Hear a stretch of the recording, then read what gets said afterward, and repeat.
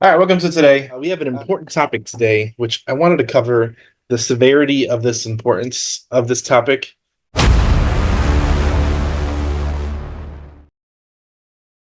And I don't think we'd never mentioned it before prior to this, maybe loosely, but I wanted to dedicate a whole good 10, 20 minutes about it just because it's very important.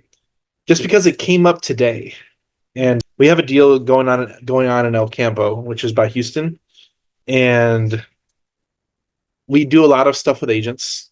So one of the ways that one of the topics that's a very utmost importance when you're dealing with agents and just in general is disclosures. Disclosures. We did not learn this at first. We learned this the hard way by trying to do not necessarily sneaky stuff that was against the law, but just not disclosing. Disclosures prevent you from getting slapped on the wrist, prevents you from losing deals, prevents you from losing money. And there's a lot of different forms of disclosure. So disclosure that came up today was on Alan's deal that we're working right now. And we are essentially under contract to purchase, but we disclosed. And now it is coming out to be in our favor that we disclosed. And I want to cover this from A to Z. If you guys have any questions, put in the chat. Let me open up my chat here so I can see. What happened is you disclose to prevent yourself from getting slapped in the wrist or losing the deal. And if it's a big enough deal, people get jealous and they want to try and foil your deal. Who here, this is a good one, who here has lost the deal because you didn't disclose? Let's start off right there. In some way, shape, or form, you didn't disclose. Maybe you're wholesaling the property and you lost the deal. I've done that prior to this, early in my career when I was alone. But yeah, I've lost deals. But Alan says happened before. If you've been doing real estate, you've lost a deal because you did not disclose something. Probably once at the very beginning. All right. So this one, what happens is that agents, they love to foil deals. They love the opportunity to foil deals. Same thing with other wholesalers or other buyers. They love the opportunity to foil opportunity. And that's what happened today. Someone tried to call our listing agent because we buy less and stuff at the MLS, but we disclosed. So they called our listing agent and they said, hey, whoever your buyer is, I don't know if they have it under contract, but if they do, they're trying to wholesale your property. Was that the epitome of this conversation, Alan? I didn't hear about the conversation. I heard about it through Alan. So Alan, if you want to talk about this is good. Yeah, sure. So I was just, following up with the agent, trying to get some more info about the survey. And then he just mentioned, he's just like, hey, somebody called me actually about you guys pre-marketing the parcels. And, they were just trying to, show that you guys were like trying to wholesale or something. He's like, but, we talked about it. So I understand you guys are going to pre-market and, yeah, we're completely okay with it. But I just thought I'd let you know. It's kind of funny. Somebody called like a couple of days after we went under contract. And yeah, so it's just crazy people do that. See, what's funny is he said, well, let me know if they back out. I'm a buyer. And this thing has been listed on the MLS for 6 months. And that's what he said. And that's ridiculous. It just shows that, we have a good property and that we know what we're doing. And, people are just jealous and want to jump on the train. Everybody's a buyer when they know you got something good. No, it was definitely eye-opening. And one thing that we've done is we ask for a lot of disclosures when we contract properties. And that's one of the things we go through on purpose when we're contracting a property is disclosures. Hey, is it okay if we pre-market the property? We're going to subdivide this property. It's going to take something. Can we put signs up? Can we put it on the MLS? Can we show the property? Is it okay if we do showings without you being there? Like we ask for all these disclosures. We tell them what we're going to do, A to Z, start to finish. And then it's no surprise when we do it. It's not a surprise when we do it. So it protects you as a buyer, and it protects your potential buyers in the back end, because what we provide is product to the marketplace that would never have been there if it wasn't for us. So we have to disclose to our buyers, hey, this is the subdivide. We're going to close the project out, and we're going to sell you 10 acres off this larger purchase project property. And that's how you're going to get your 10 acres or 20 acres, whatever it's going to be. So we have to disclose to buyers. We have to disclose to sellers. We have to disclose to everybody of what's going on. And this is the point where you're better off oversharing, especially in real estate transactions that has multiple six figures involved with all parties. You're better off sharing too much information than not enough, because if you don't share enough, it's going to end up bad. And even to the point where whenever we contract properties, we ask, "Hey, is there anything I need to know about this property that would prevent me from buying it?" You ask those things on the front end as a buyer. Yeah, it has no utilities, it has no road frontage. Oh, I don't have a survey. I need to get an updated survey. Like you ask for those disclosures when you're buying too, as much as you want, because you're supposed them as a seller supposed to disclose everything that's up or could be up with it, and you as a buyer have to disclose everything that you're planning or wanting to do with the property. It is 100% legal to novate properties if you disclose to the seller that you're going to contract it and put it on MLS. 100% legal. But if you don't, it could be some form of fraud. you know? So it's understanding that. Junior asked, did the agent tell you the name of the person that called? I don't think so. I don't know if we don't want to put them on blast. But it could be anybody. Like there's so many potential people that could have called. It could have been anybody. I received a message the other day. They're like, you're selling these properties. I'm like, yeah, because I own it. Like, I don't know what you want me to tell you.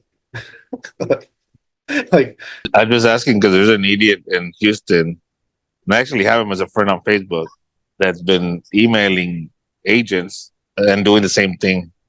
That's why I'm asking. oh, okay. Yeah.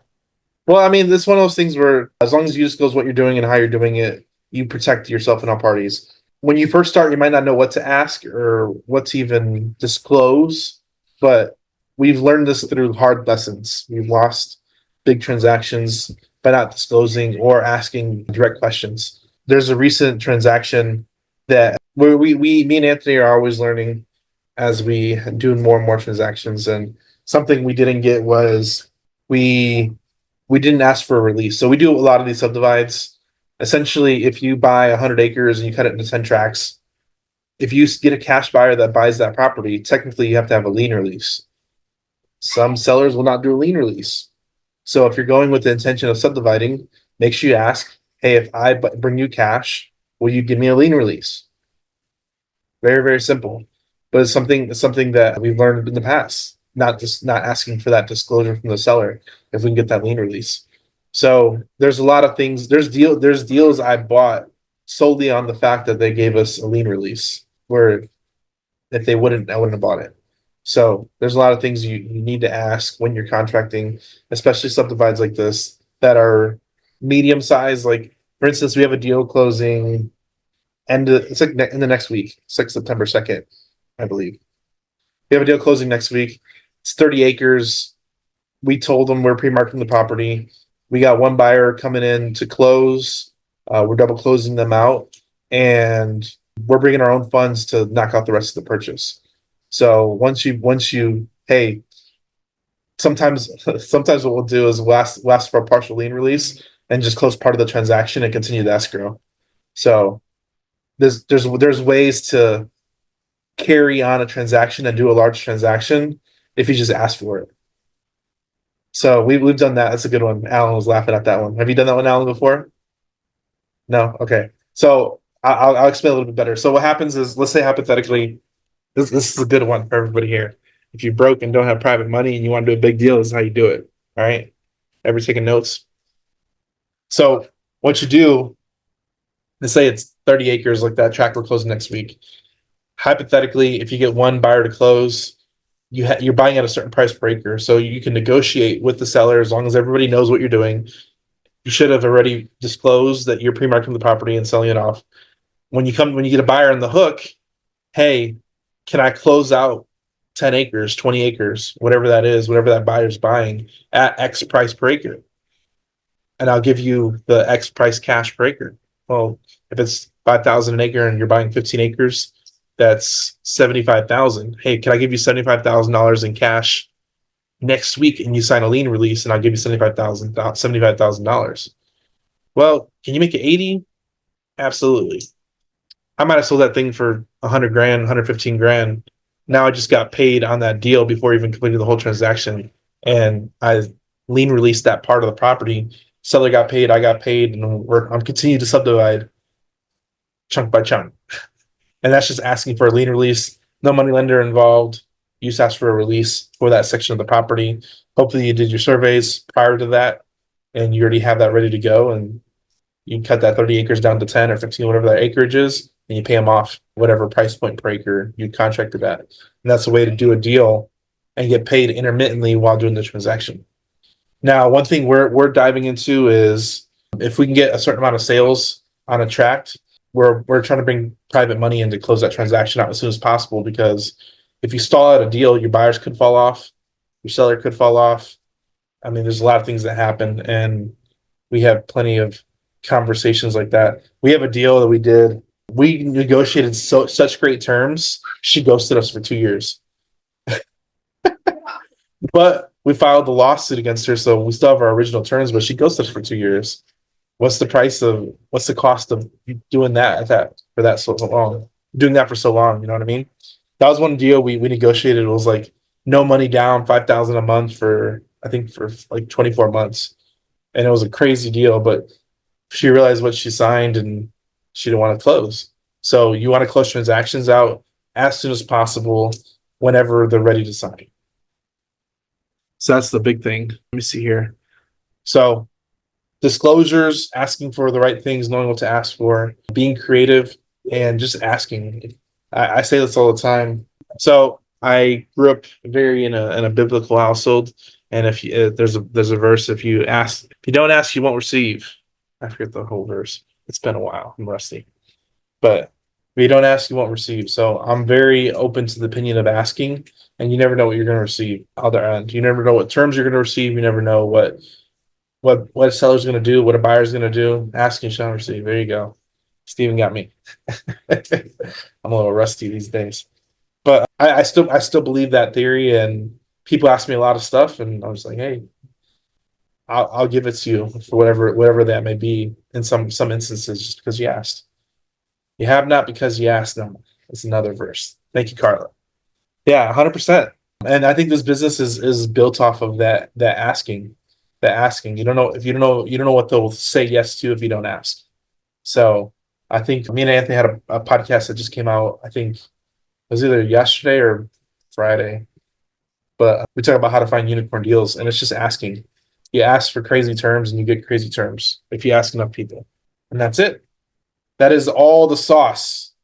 It's just asking the right questions and following up. Yeah, disclosures. Any you have a question about disclosures? Anybody? Yeah, I got one. Hit me. What are a couple that are I guess you could say crucial for every deal? For every deal, I would say if you're doing a subdivide, verify you have a lien release. I would disclose that you're subdividing. I would disclose that you're pre-marketing. A lot of wholesalers, they'll contract stuff and then they'll market, and they're always like, I hope they'll target buyers that don't live in the same state because they're going to pre-market it and they don't want the buyer to find out. Just tell the buyer you're going to market it. I have partner buyers that may want a chunk of this or want to buy it from me. Is it okay if I pre-market it? Well, as long as I get X, absolutely. A lot of times people, I think especially land sellers, they understand how the game works to an extent, and they're okay to the process because we just talked to a seller. I think it was Kyle here recently. They've been trying to sell their property for over 2 years. Land is like that.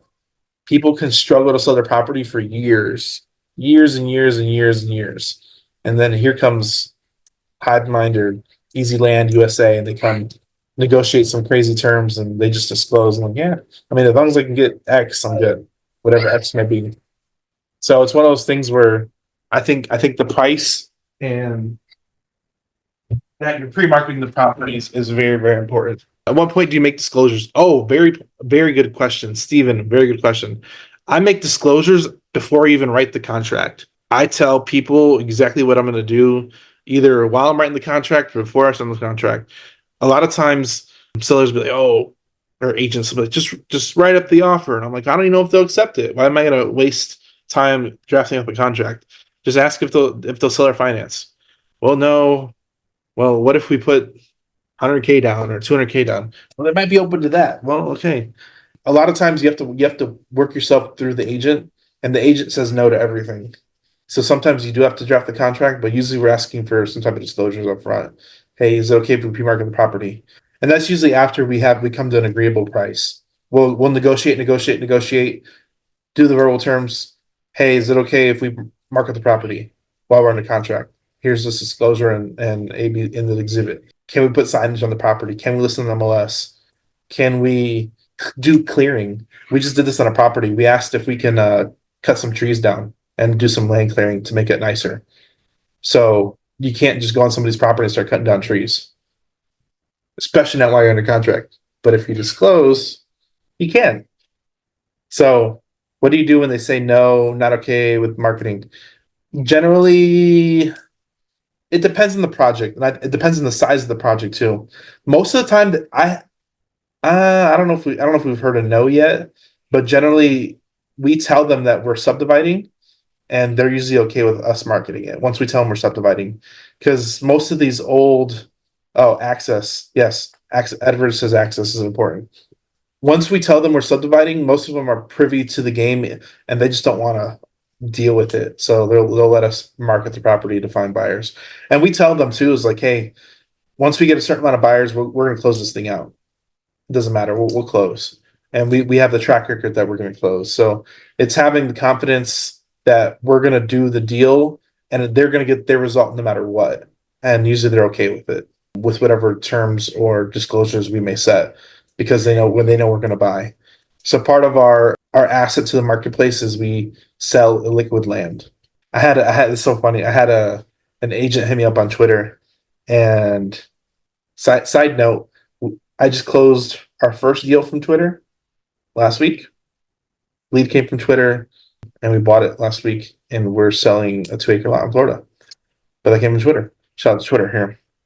But yeah, usually when you disclose, you're not going to have any issues what and how you're doing it, especially if they're once they understand what you're doing it, how you're going to do it, how you're going to get them their price, they're usually okay with it. Like I had a lead come in today from somebody, and they told me listed on the market for over a year. The seller did not want to get paid in cash in full. They literally wanted a seller finance offer because they didn't want to pay taxes. And I'm like, those deals are out there. We just bought a deal, I want to say in July. Same reason. They don't want to pay taxes. So they got a full price offer with terms. So if you can find those buyers out there, those are the guys that you're going to get seller financing on. Because they do not want to pay taxes. Taxes are the enemy. Good questions, though. Hey, Daniel, before we get off the subject, this is just a slight tweak on this here, but I have got a question about, I was talking to somebody just a few hours ago about novations, and they go, well, what happens if, say, for instance, you're buying at 500,000, you're going to put $100,000 into a road, and then you're going to, market the whole project for a little over $1 million, split the profits with the owner. What if things don't sell as expected? What typically happens with your contract, and you've already put $100,000 into it, things aren't selling quite like you thought they were going to? I guess what type of safeguards are you putting in your contract so that, I guess, what's your exit look like? That's a tough question. I don't think I would go too hard into the paint on a deal like that. I wouldn't go into like hardcore development, especially putting in a road on a project. I've done culverts, I've done some land clearing, I've done fences, I've done water lines. I've done a lot of that stuff. And I'm okay with doing that because I know my numbers to an extent, and I'm not jumping too forward into a project that I'm not very confident in my numbers. So generally, you have to have that conversation, and it's a hard conversation to have, in my opinion, whoever that person it may be. They need to have that conversation of if they can be remedied in some way, shape, or form for improvements. If not, they just have to take a loss. And they can disclose that in the beginning. Hey, if numbers don't pan out, can we have a separation agreement or whatever? And that's something I hope you do now for whoever that person does from here on out. They might have a separation agreement, but sometimes you have to eat it. And that's why I try not to go too hard in the paint on properties I don't own. Okay. Yeah, that makes sense. Separation agreement, just to kind of finalize if things don't happen the way what happens then. Okay. Thank you. Absolutely. And a lot of times, like, I don't want to go through that because it just makes that makes the if the opportunity is partnership, I may do a separation agreement. But if I'm coming in as a buyer, I'm just gonna take that L because I don't want to muddy that conversation with the seller if and when I need to contract it. Like if the seller's super chill and you can get a separation agreement and all that stuff, I mean, more power to you. But in most of these cases, you're coming in like, hey, can I cut the grass? And the seller's like, yeah, of course you can cut the grass. Like I'll pay for it. Okay. Like if you put it that way, you're going to get a lot of yeses. If you tell them like, hey, can I cut the grass and cut some trees and send you the bill? They're gonna be like, no. you know, and it's gonna be one of those things where it depends on each transaction. I'm sure there's gonna be some transaction in the future, and it's gonna be super chill, and we might do that. But in most cases, the money we're going into it, it's I don't want to fight the seller on it if I send them an invoice. Like for instance, we just did a deal. We're doing a deal right now. The seller agreed. It was part of their. Usually, we pay for surveys. We pay for the boundary survey. We pay for the subdivision survey. We do pay for all that in the negotiations with the seller. So I was like, I'll pay for a boundary survey, half of it. Okay, I'll send you the invoice, and we paid for our half and he paid for his half. And I didn't expect him to do that, but he offered, so I took it. So I don't get that very often, but you do get stuff sometimes like that where they'll split the survey costs. They may pay for the survey. I think we did a deal recently where the seller paid for the whole survey. They didn't even call us, and usually we pay for that. So I don't know. Everything's negotiable, and if you can get it in writing, you can get it. We talk about asking. If you don't ask, you don't receive. So if you ask them to pay for half the cleanup and they say yes, I mean it is what it is. Half the survey, the whole survey. You can ask for anything you want through concessions, and I think a lot of people they might not know what to ask for, but you can literally ask for anything. I think I heard somebody we had a deal where there was a car in a barn, and we asked for the car in the barn just because what technically makes a contract innovation. I think the process of novation is we do a form of novation, but we do it through representing ourselves as a buyer. There's novation paperwork that you can file that gives you equitable interest, and you have the seller close to novation is a broad term. Like we do a form of novations through PSAs. So, and a part of it is that we disclose, hey, we're going to sell this in the 10-acre tracts, and we're going to market the property. And if whatever we don't close, I will close the property and buy it cash. We just ask for a little bit of due diligence period to find at least one or two buyers to make sure the price is valuable at the exit price we're trying to cut this up at. Oh, okay, that makes sense. Okay, perfect. Boom, novation, and that's through a PSA. So I know there's Corey Geary does Novation Nation. He does it through like back end paperwork that gives an equitable interest. I like doing it through PSAs, which are personal sale agreements. But there's a lot of ways to novate a property. Hey Daniel, Hit me. on the last the lady who asked a question about what happens if the deal falls through, I wanted to say something about that. Absolutely. You can do it. You can do everything right. You can do all your homework. You can get all the best people involved, and you never really know what's going to happen until it hits the market. So one way to kind of cover yourself is to do a little marketing, and seeing what the market is like. Start running ads before you even put your earnest money down, and see if there's actually a market for that kind of property, for those size lots in that price range. If you start getting a bunch of hits, that's great news. If you don't, you might want to second guess, maybe pull back, maybe negotiate price. You never know, but before you dip your toes in the water, you can kind of check the temperature. So that's just one way to kind of cover yourself. I just thought I'd throw that in there. Absolutely. No, thanks, Mike. 100%. There, like I said, if you disclose, you get it in writing. It is what it is. But if you don't, you're gonna have to eat that cost in some way. Like I've heard of people buying houses, fixing them up, and then the dude never shows up at the closing table and they got a free and improved house. Stuff like that happens all the time. It's not going to stop happening. There's going to be people that they'll buy a sub 2, catch up the mortgage, and then they never move out. And now you paid for that person's mortgage and caught them up and brought them out of pre-foreclosure. They never moved out. I've seen that happen. Not that it happened to me, but I've seen it happen. There's just, like Mike says, you can do everything right and things can still go wrong. We're in the real estate game and there's a lot of moving parts and pieces and things that can and will go wrong in this game. And you just have to eat it. I was talking to one of my lenders about this recently because he's been in real estate for over 20 years. And we had a frank conversation about transactions. And I think it's okay to have that frank conversation with any lender. But essentially, we talked about, hey, what happens if things go bad? What's the remedy? What happens if you can't sell it at that price point? What's the remedy? A lot of times, your lenders want to know what the worst case scenario is and what's your remedy to the worst case scenario. So, luckily, but unluckily, I have a lot of experience with that. So I can show up case studies of when things go bad, what happens and what's the worst thing that can happen. I have a lot of experience with that. Not that I could put it on my chest. It hurts. It still hurts. We're still dealing with some of those situations, but you got to have that conversation of what can and will go bad and how you're going to remedy that situation.